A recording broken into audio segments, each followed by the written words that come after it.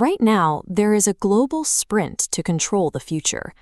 Nations are deploying trillions, racing to secure the fastest processors. To avoid being left behind, governments are pouring vast fortunes into physical infrastructure. They are building massive semiconductor fabrication plants, placing their economic bets on heavy, automated manufacturing. For developing nations, this creates a steep financial equation. How many billions of dollars must a country spend on these high-tech factories to guarantee its technological survival? But this panic is built on a miscalculation. It assumes that dominating physical hardware is the exact same thing as possessing technological power. Relying strictly on manufactured products is a highly fragile economic strategy. The device sitting at the top of the market today will be entirely replaced in just a few short years, and the patents protecting it will inevitably expire. This is a reality Dr. David Nghiem understands intimately.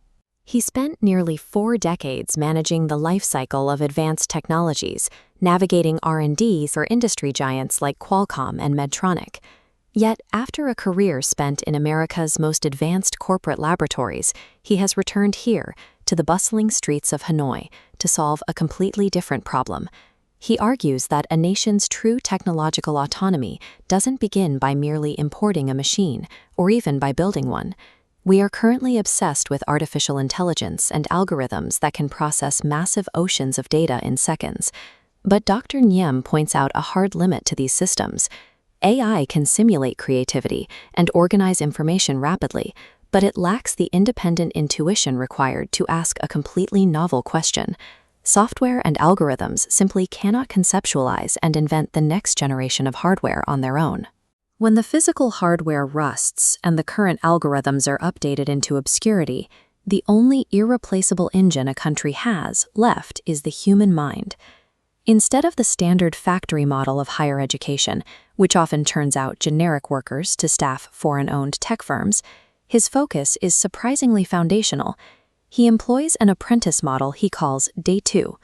Working directly with high schoolers, he often advises those with average grades to skip the frantic push for a generic university degree and instead master a specific, highly skilled vocation. To prove this works, he founded the Talented Minds Agency in the U.S., acting as a real-world incubator for these young apprentices. The objective is practical and strict. Teach students how to take a raw scientific concept out of the lab and convert it directly into a commercial product that the market actually needs.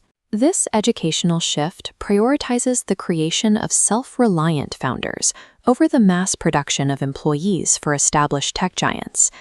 This intense focus on individual mastery scales up into a highly pragmatic macroeconomic strategy. For a developing nation, building multi-billion-dollar semiconductor fabs risks paralyzing national capital reserves.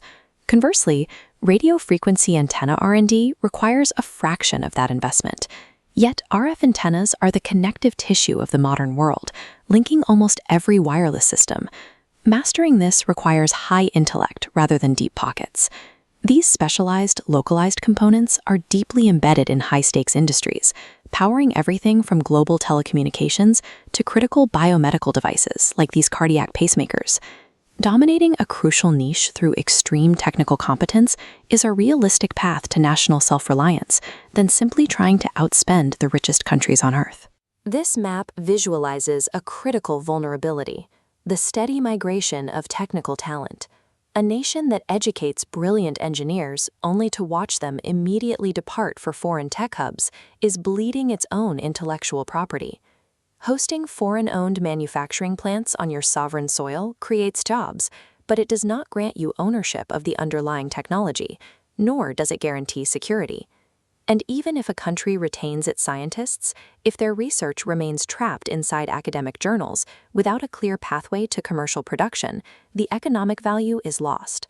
If a nation fails to keep its sharpest minds and commercialize its own ideas, its actual core technology is effectively zero, no matter how many modern factories line its highways.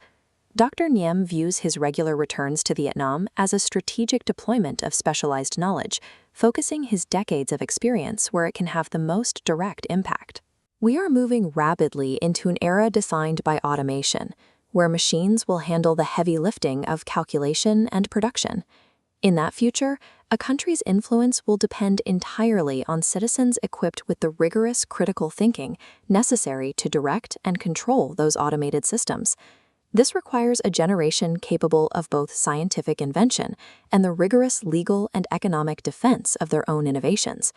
Because when the race for the fastest microchip settles, the true source of innovation remains exactly what it has always been.